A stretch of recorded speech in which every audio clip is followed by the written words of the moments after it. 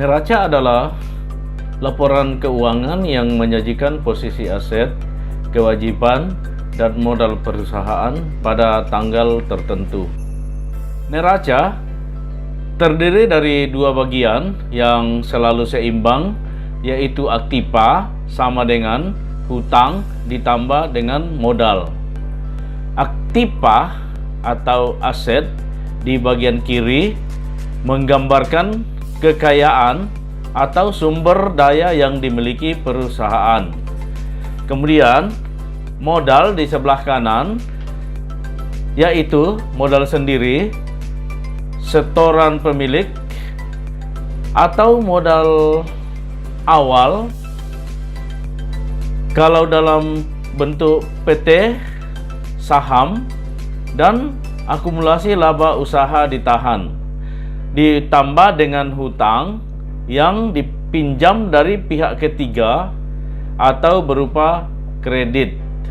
Jadi aktiva sama dengan hutang tambah modal. Contoh, suatu perusahaan memiliki aktiva atau sumber daya perusahaan total 300 juta, maka kita bisa melihat di sisi pasipa atau sebelah kanan neraca berapa nilai aktiva yang berasal dari hutang atau dana pihak ketiga. Misalnya total hutang 50 juta, maka modal sendiri dapat berupa setoran pemilik atau modal awal plus laba usaha, totalnya adalah 250 juta.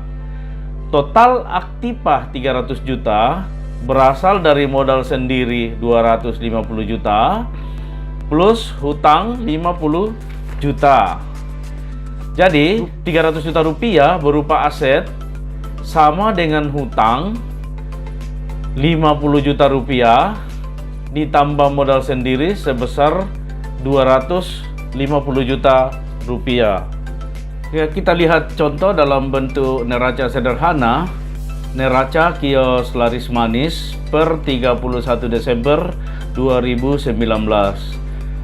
Neraca menggambarkan posisi per tanggal tertentu, sebelah kiri aktiva, sebelah kanan pasipa.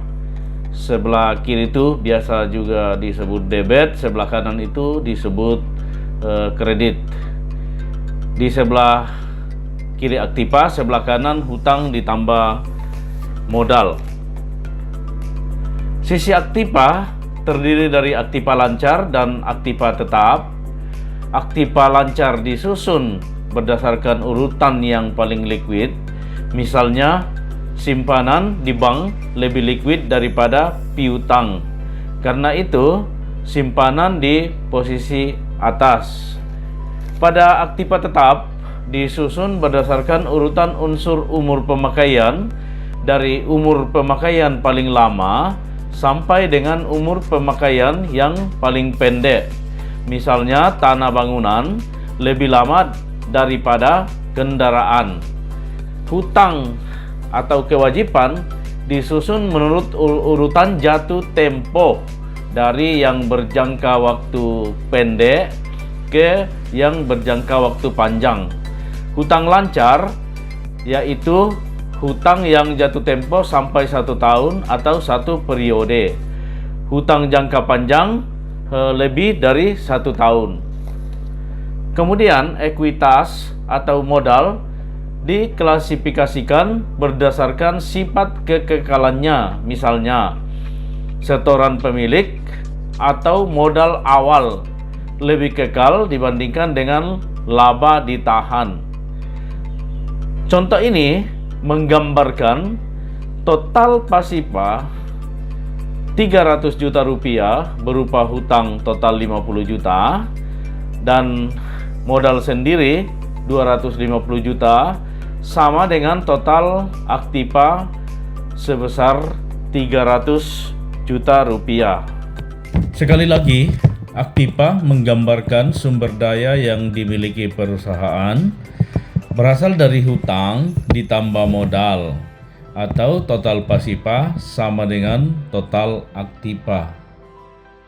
Laba rugi adalah laporan keuangan yang menyajikan ringkasan dari pendapatan dan biaya dalam satu periode waktu tertentu.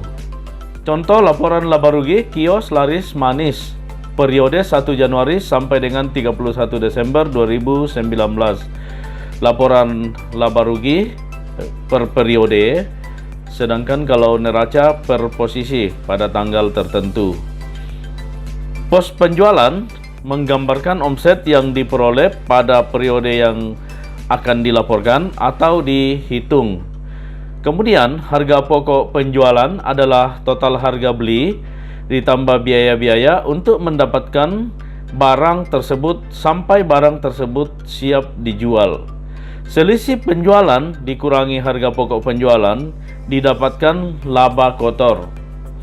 Pos-pos biaya atau beban adalah beban yang dikeluarkan untuk mendukung usaha, misalnya biaya tenaga kerja, biaya listrik, telepon, dan air.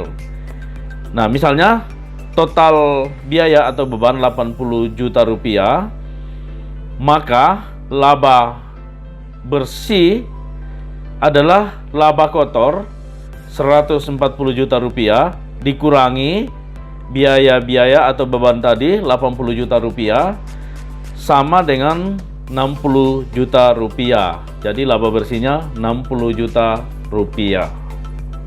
Kita lihat hubungan neraca dan laba rugi pada laporan laba rugi laba bersih 60 juta rupiah. Dicatat pada neraca pos modal sendiri laba sebesar 60 juta rupiah.